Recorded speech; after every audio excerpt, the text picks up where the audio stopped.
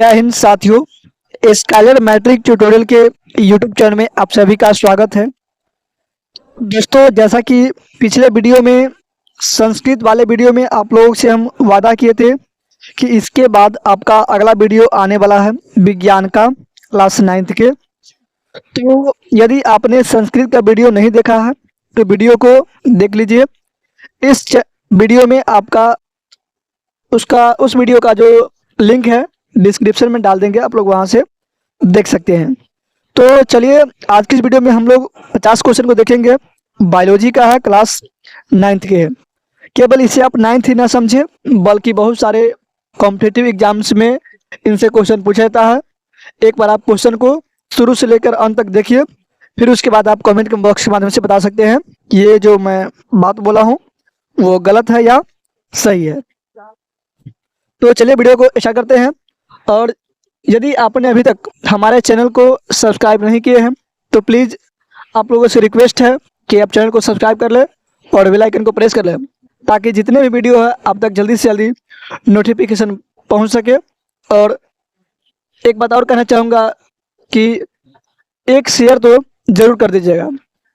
तो चलिए वीडियो को स्टार्ट करते हैं, ज़्यादा टाइम नहीं लेंगे आप लोगों का। तो इसमें पहला क्वेश्चन कह रहा है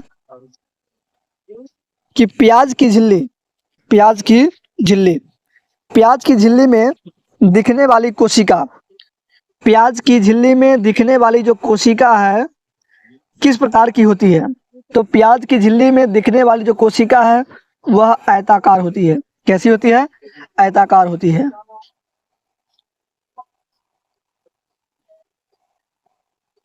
नेक्स्ट प्रश्न है, रेखित पेशी की कोशिका तंतु जिस पतली झिल्ली से घिरी होती है वह क्या कहलाता है? रेखित पेशी की कोशिका तंतु जिस पतली झिल्ली से घिरी होती है उन्हें क्या बोलते हैं? तो उन्हें सार्कोलेमा कहा जाता है। क्या बोलते हैं उसको? सार्कोलेमा कहते हैं। नेक्स्ट प्रश्न है, तिलचट्टे के शरीर का बाह्य कंकाल किसका बना होता है? तो ये क्यूटिकल का होता बना। किसका बना था? क्यूटिकल का। ऑप्शन नंबर सी हो जाएगा आपका राइट आंसर। नेक्स्ट प्रश्न को आप देखना चाहेंगे,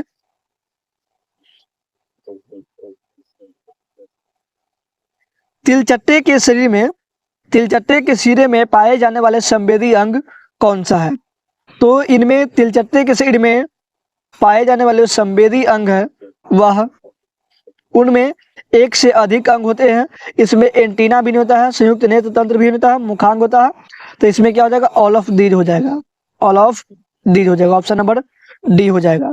ठीक है, तिलचट्टे के सिरे में पाए जाने वाले ये सब क्या है? संवेदी अंग है।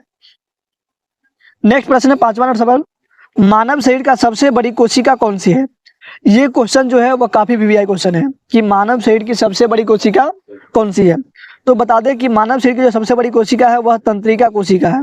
कौन सी कोशिका है? तंत्रिका। और सबसे छोटी कौन सी है? तो ध्यान रखिएगा, मार्कोप्लाज्मा की जो कोशिका है वो सबसे छोटी होती है। ठीक है, क्या होता है? मार्कोप्लाज्मा। नेक्स्ट प्रश्न है, क्वेश्चन नंबर 6 देख रहे हैं, सबसे पहले कोशिका में केंद्रक का खोज किसने किया? तो ये रॉबर्ट ब्राउन ने किया था। किसने किया था? रॉबर्ट ब्राउन ने। ध्यान देते रहिएगा कि सबसे पहले रॉबर्ट ब्राउन ने ही कोशिका में केंद्रक का पता लगाया था। किसका पता? केंद्रक का। नेक्स्ट प्रश्न है, इनमें किस सूक्ष्म जीवों में किसी प्रकार की झिल्ली नहीं होती है? इनमें किस प्रकार के सूक्ष्म जीवों में किसी प्रकार की झिल्ली नहीं होती है? ऑप्शन है वायरस, जीवाणु, अमीबा, माइटोकॉन्ड्रिया। तो ध्यान रखिएगा कि वायरस में किसी भी प्रकार की झिल्ली नहीं पाई जाती है। ऑप्शन नंबर ए क्या होगा आपका राइट आंसर हो जाएगा।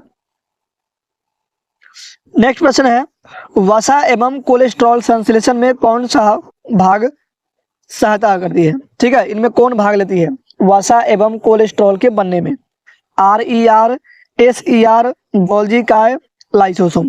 RER का मतलब होता है rough endoplasmic reticulum, SER smooth endoplasmic reticulum, और गोल्जी काय फिर लाइसोसोम। तो ध्यान दीजिएगा कि मानव शरीर में वसा एवं कोलेस्ट्रॉल के बनने में SER क्या होते हैं, सहायक होते हैं। अब नेक्स्ट प्रश्न कहता है क्रिस्टी कहाँ पाए जाते हैं?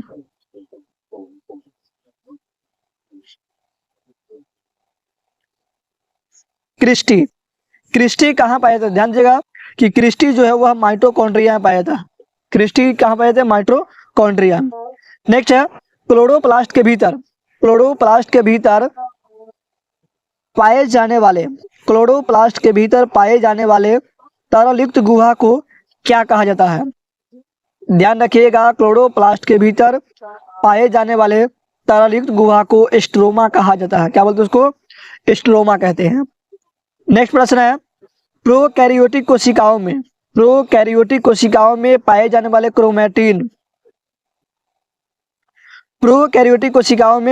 क्रोमेटिन पदार्थ को क्या कहते हैं? तो इन्हें क्या कहते हैं? केंद्रकाय कहा जाता है। क्या बोलते हैं उसको? केंद्रकाय। प्रोकैरियोटिक कोशिकाओं में पाए जाने वाले क्रोमेटिन पदार्थ को केंद्रकाय कहा जाता है। अब प्रोकैरियोटिक कोशिका होता क्या है? तो ध्यान दीजिएगा कि वैसी सेल जिसमें केंद्रक और कोशिका झिल्ली, ध्यान दीजिएगा कि वैसी कोशिका जिसमें केंद्रक और कोशिका झिल्ली तथा कोशिकांग नहीं पाया जाता है। ठीक है, वैसी सेल जिसमें न तो न्यूक्लियस और न ही सेल मेम्ब्रेन, यानी सेल मेम्ब्रेन क्या होती है? नहीं पाई जाती है, उन्हें क्या बोलते हैं? प्रोकैरियोटिक कोशिका कहा जाता है। अब नेक्स्ट क्वेश्चन है 12 नंबर प्रश्न कर रहा है कोशिकाओं के रसदानियों को चारों ओर से घेरने वाली झिल्ली क्या कहलाती है? कोशिका के रसदानियों को चारों ओर से घेरने वाली जो झिल्ली है वह टोनोप्लास्ट कहलाती है। क्या कहलाती है? टोनोप्लास्ट। ध्यान रखिएगा, कोशिका के रसदानियों को चारों ओर से घेरने वाली झिल्ली को क्या कहते हैं? टोनोप्लास्ट कहते हैं। नेक्स्ट है पौधे के मूल यानी रूट होता है। क्या होता है? रूट यानी जड़। तो पौधे के मूल द्वारा जल का अवशोषण किस क्रिया के द्वारा किया जाता है?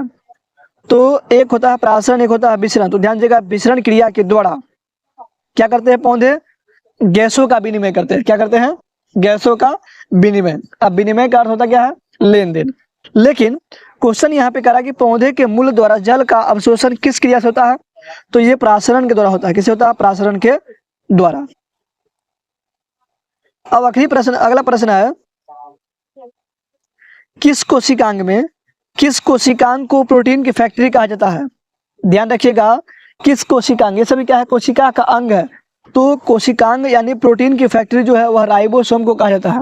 किसको कहा जाता है? राइबोसोम को प्रोटीन की फैक्ट्री कहा जाता है। नेक्स्ट प्रश्न है किस कोशिका का आकार हमेशा बदलता रहता है? तो WBC का। किसका बदलता है? WBC यानी व्हाइट ब्लड सेल का जो ऐसी कोशिका है जिसकी आकार अनिश्चित होती है, अर्थात वो हमेशा अमीबा की तरह अपनी आकार को बदलती रहती है। जिस प्रकार अमीबा एक कोशिकीय जीव है और अपनी आकार को क्या तो हमेशा बदलता रहता है, जस्ट लाइक इसमें जो WBC है व्हाइट ब्लड सेल, ये भी क्या तो अपने आकार को बदलता रहता है। और व्हाइट ब्लड सेल जो है वह मनुष्य में क्या करता है? बीमारियों से लड़ने का काम करता है। किससे? बीमारियों से लड़ने का काम वो करता है, क्योंकि यह शरीर में एंटीबॉडी का निर्माण करता है। इसका जो जीवन काल होता है वह 2 से 4 दिन का होता है। ठीक है, और इससे अन्य नाम हम ल्यूकोसाइट्स के नाम से भी जानते हैं। अब अगली प्रश्न है 16वां प्रश्न कि पौधे की लंबाई किस ऊतक द्वारा बढ़ती है? तो पौधे की जो लंबाई है वह विभज्योतकी ऊतक का एक प्रकार है, शीर्षस्थ विभज्योतकी ऊतक। किससे? शीर्षस्थ से। लेकिन यहाँ पे शीर्षस्थ ऑप्शन आपका नहीं है, ऑप्शन है अस्थायी ऊतक, पेशी ऊतक, विभज्योतकी ऊतक और जाइलम ऊतक। तो यहाँ आपका ऑप्शन के अकॉर्डिंग विभज्योतकी ऊतक सही आंसर होगा। ठीक है, और विभज्योतकी का ही प्रकार है शीर्षस्थ विभज्योतकी ऊतक। ये क्या करते हैं? पौधे की लंबाई की वृद्धि करते हैं। अब नेक्स्ट प्रश्न है किन कोशिकाओं की भित्ति लिग्निन के कारण मोटी हो जाती है? ध्यान रखिएगा, किन कोशिकाओं की जो भित्ति है वह लिग्निन के कारण मोटी हो जाती है। तो इसका जो राइट आंसर हो जाएगा वह हो जाएगा ऑप्शन नंबर सी, मृदु ऊतक की। ठीक है, कहता है मृदु उत्तक की जो कोशिका है उसकी भित्ति लिग्निन के जमाव के कारण क्या होती है, मोटी हो जाती है। नेक्स्ट है कि पौधों में गैसों का विनिमय किसके द्वारा होता है। तो पौधों में गैसों का जो लेन देन है वह स्टोमाटा अर्थात रंध्र के द्वारा होता है। किसके द्वारा, रंध्र के द्वारा, स्टोमाटा या रंध्र के द्वारा पौधों में गैसों का विनिमय होता है। क्योंकि आप शुरू से लेकर अंत तक बने रहेंगे, वीडियो में क्वेश्चन 50 है, लेकिन इससे कई ज्यादा क्वेश्चन जो आपको इस प्रकार हम आपको करा देंगे ताकि आपका कोई भी क्वेश्चन छूटे नहीं। अब अगली प्रश्न है, सहकोशिकाएं किसमें पाई जाती है। सहकोशिकाएं किसमें पाई जाती है। तो ये फ्लोएम में पाई जाती है। ठीक है, संवहन ऊतक के दो प्रकार होते हैं, एक जाइलम और एक फ्लोएम। जाइलम का काम है कि पौधों में जल का स्थानांतरण करना और फ्लोएम का काम है कि पत्ती में जो बना भोजन है उसको पौधे के प्रत्येक भागों तक उसको पहुंचाना। तो इसमें कहता है कि सहकोशिकाएं किसमें पाई जाती है। तो सहकोशिकाएं जो है वह फ्लोएम में पाई जाती है, फ्लोएम ऊतक। नेक्स्ट है पक्षमाभी या पक्षमल। पक्षमाभी को ही क्या बोलते हैं, पक्षमल। तो पक्षमाभी एपिथेलियम ऊतक किसमें पाई जाती है। तो ध्यान रखिएगा कि ट्रेकिया में पाई जाती है। कहाँ पाई जाती है, ट्रेकिया में। पक्षमाभी या पक्षमल एपिथेलियम ऊतक ट्रेकिया में पाई जाती है। नेक्स्ट है मांसपेशियां तथा अस्थियों का जोड़ क्या कहलाती है। मांसपेशियां तथा अस्थियों का जोड़ क्या कहलाती है, टेंडन। क्या कहलाती है, टेंडन। मांसपेशियां तथा अस्थियों का जोड़ क्या कहलाता है, टेंडन। और एक होता है मांसपेशिया से मांसपेशिया, ठीक है, सॉरी, अस्थि से अस्थि। एक देखिए अभी पढ़े हैं कि मांसपेशिया से अस्थि, दूसरा पढ़ेंगे हम लोग कि अस्थि से अस्थि का ज्वाइंट वो कहलाता है लिगामेंट। क्या कहलाता है, लिगामेंट कहलाता है। नेक्स्ट है कि संवेदना का चालन शरीर के एक भाग से दूसरे भाग में किसके द्वारा होता है। तो मानव शरीर में जो संवेदना है, इम्पल्स का जो चालन है वह हमेशा, और इम्पल्स संवेदना जिसको हम लोग इम्पल्स को आवेग कहते हैं, इसका चालन हमेशा तंत्रिका ऊतक के द्वारा किया जाता है। किसके द्वारा, तंत्रिका ऊतक। और तंत्रिका ऊतक की इकाई है जिसको बोलते हैं हम लोग न्यूरॉन्स। क्या बोलते हैं, न्यूरॉन्स कहा जाता है। नेक्स्ट प्रश्न है जीवों को 5 जगत में किसने बांटा। तो जीवों को सबसे पहले 5 जगत में आर वेक्टर ने बांटा था। आर वेक्टर ने ही सबसे पहले जीवों को 5 जगत में बांटा, जिसमें मोनेरा, प्रोटिस्टा, फंजाई, एनिमिलिया और प्लांटी जगत होता है। ये 5 जगत है जिसे सबसे पहले किसने बांटा था, आर वेक्टर ने। नेक्स्ट है अगला, युगलिना को किस जगत में रखा गया है। ये 5 जो जगत है उसमें से किस जगत में युगलिना जीव को रखा गया है। तो ये प्रोटिस्टा के थ्रू आते हैं। प्रोटिस्टा जगत है उसके अंतर्गत युगलिना को रखा गया है। नेक्स्ट है इनमें कौन ब्रायोफाइटा के अंतर्गत आने वाले पौधे हैं। तो ब्रायोफाइटा के अंतर्गत आने वाले पौधे कौन सा है, साइकस। ठीक है, देखिए क्रिप्टोगेम्स को 3 भागों में बांटा गया है। क्रिप्टोगेम्स जो पौधे होते हैं उसको 3 भागों में बांटा गया है, एक थैलोफाइटा, ब्रायोफाइटा और टेरिडोफाइटा। तो इसमें जो साइकस नाम का पौधा है वह ब्रायोफाइटा के अंतर्गत आता है, और ये पादप वर्ग का, इन्हें उभयचर भी कहा जाता है। ब्रायोफाइटा को, किसको, ब्रायोफाइटा को पादप वर्ग का उभयचर भी कहा जाता है। नेक्स्ट प्रश्न है किस जीव में स्वपोषी एवं परपोषी दोनों प्रकार के पोषण होता है। किस जीव में स्वपोषी एवं परपोषी दोनों प्रकार के पोषण पाए जाते हैं। तो ध्यान रखिएगा कि स्वपोषी एवं परपोषी का जो पोषण है वह जीवाणु अर्थात बैक्टीरिया में पाई जाती है। किसमें पाई जाती है, जीवाणु में। नेक्स्ट है किस प्रकार के पौधों की पत्तियों में समांतर शिरा विन्यास पाई जाती है। किस प्रकार के पौधे की पत्तियों में समांतर शिरा विन्यास होती है। तो ध्यान रखिएगा एक बीजपत्री। किसमें, एक बीजपत्री। ध्यान रखिएगा कि धान जो है वह एक बीजपत्री पौधे का ही प्रकार है। ये सब जिम्नोस्पर्म का प्रकार है।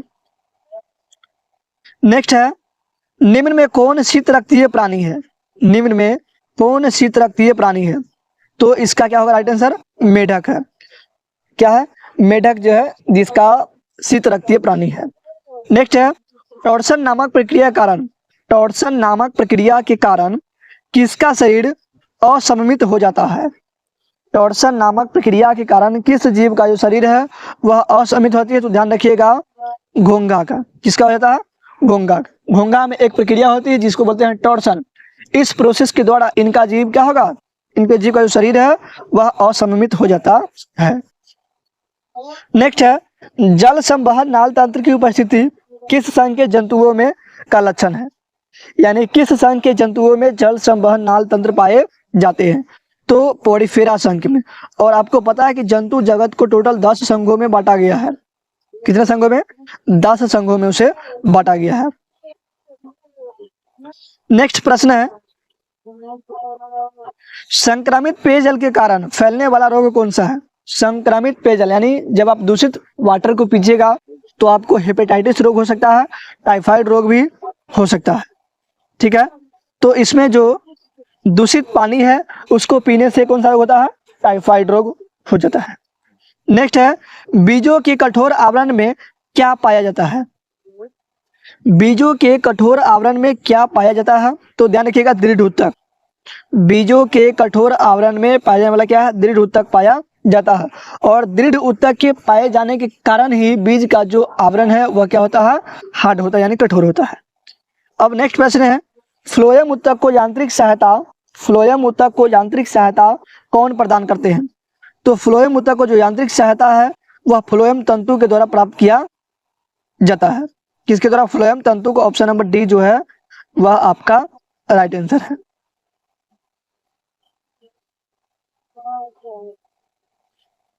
अब अगला प्रश्न को हम लोग देखेंगे, 34 नंबर प्रश्न को।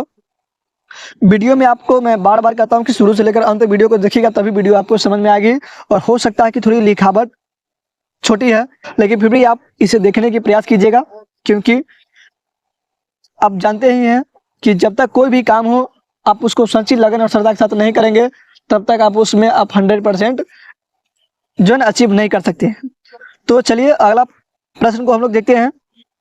34 नंबर प्रश्न है, निम्न में किस प्रकार की ऊतक की कोशिकाओं में वसा की बूंदें भरी होती है? तो ध्यान दीजिएगा, इसी को बोलते हैं वसा संयोजी ऊतक, या इसी को बोलते हैं एडिपोज ऊतक। क्या बोलते हैं उसको? एडिपोज ऊतक कहा जाता है। वसा संयोजी ऊतक को ही क्या बोलते हैं? एडिपोज ऊतक कहा जाता है। अगली प्रश्न है, बाह्य कर्ण में पाए जाने वाले अंतः कंकाल क्या है? तो ध्यान रखिएगा कि जो बाहरी कान है, नाक है, उसके बाद ट्रैकिया है, ठीक है, इन सब में क्या होते हैं? उपास्थि पाए जाते हैं। क्या होते पाए जाते हैं? उपास्थि पाए जाते हैं। और आपको पता है कि उपास्थि जो है यह क्या, शरीर की सबसे कोमल अंग होता है। यह हड्डी का ही प्रकार है लेकिन कोमल होता है।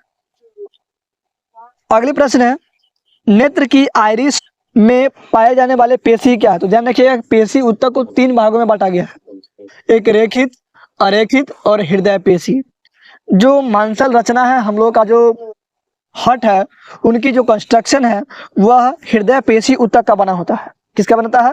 हृदय पेशी का। तो हम लोगों से क्वेश्चन पूछा गया है कि नेत्र की जो आइरिस है वह किस प्रकार की पेशी ऊतक का बना है? तो ये अरेखित पेशी का बना हुआ है। किसका बना हुआ है? अरेखित पेशी ऊतक का बना हुआ है। अब नेक्स्ट प्रश्न है, रैनवियर की नोड कहाँ पाई जाती है? तो रैनवियर की जो नोड है वह तंत्रिका ऊतक में पाई जाती है। तंत्रिका ऊतक का ही एक अंग है रैनवियर की नोड। नेक्स्ट है, कोंड्रीन नामक पदार्थ, कोंड्रीन नामक पदार्थ कहाँ पाई जाती है? तो कोंड्रीन नामक पदार्थ जो है वह उपास्थि के अंदर पाई जाती है। कहाँ पाई जाती है? उपास्थि के अंदर। अब नेक्स्ट है कि आयतन के हिसाब से, आयतन के हिसाब से प्लाज्मा रक्त का कितना % होता है? तो 55%। ध्यान रखिएगा कि अगर 100% जो ब्लड है उसमें से 55% क्या होता है? 55% आपका होगा प्लाज्मा, और बाकी 45% क्या होता है? ब्लड के कण पाए जाते हैं। अगर 100% प्लाज्मा है, मान लीजिएगा कि अगर 100% प्लाज्मा है 100%, तो उसमें से 90% क्या होता है? जल की मात्रा होती है। और प्लाज्मा जो है यह हल्के पीले रंग का क्या होता है? चिपचिपा द्रव होता है। तो चलिए अगला प्रश्न पे चलते हैं बिना किसी देरी के। कहता है, पेशी ऊतक के भीतर, पेशी ऊतक के भीतर पाए जाने वाले तरल पदार्थ क्या कहलाते हैं? पेशी ऊतक के भीतर पाए जाने वाले तरल पदार्थ को सार्कोप्लाज्म कहते हैं। क्या बोलते हैं? सार्कोप्लाज्म कहा जाता है। और जब भी थोड़ा सा गौर कीजिएगा कि अगर कहीं पे प्लाज्म लगा हो, इसका मतलब है कि वह लिक्विड टाइप में है या द्रव्य रूप में है। तो इसमें आप यहाँ से पता कर सकते हैं। तो इसमें पूछा गया था क्वेश्चन कि पेशी ऊतक के भीतर पाए जाने वाले तरल क्या कहलाते हैं, तो वो सार्कोप्लाज्म कहलाते हैं। अब अगला प्रश्न है, एगार का उत्पादन किस शैवाल से होता है, तो एगार जो है दवा के रूप में काम करता है और वह लाल शैवाल से प्राप्त किए जाते हैं, किससे, रेड एल्गी से प्राप्त किए जाते हैं। नेक्स्ट है, जनन प्रक्रिया के फलस्वरूप बीज की उत्पत्ति होती है। जनन प्रक्रिया के फलस्वरूप बीज की उत्पत्ति किसमें होती है, तो फेनरोगेम्स के अंतर्गत ही जनन प्रक्रिया के फलस्वरूप बीज की उत्पत्ति होती है। नेक्स्ट है, किस संघ के जंतु के शरीर में ऊतक नहीं पाया जाता है, किस संघ के जंतु के शरीर में ऊतक नहीं पाया जाता है, तो पॉडीफेरा संघ के जंतुओं में ऊतक नहीं पाया जाता है। अब अगली प्रश्न है, 44 नंबर प्रश्न है, एम्फीबिया वर्ग के जंतुओं में कितने वेश्म होते हैं, तो ध्यान रखिएगा, एम्फीबिया वर्ग के जंतुओं में 3 वेश्म होते हैं, जिसमें 2 आलिंद होते हैं।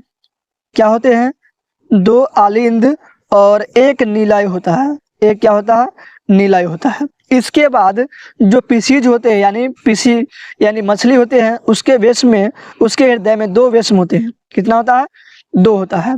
तो एम्फीबिया में 3 होता है, पीसीज में 2 होता है, रेप्टिलिया में भी क्या होता है, 2 होता है।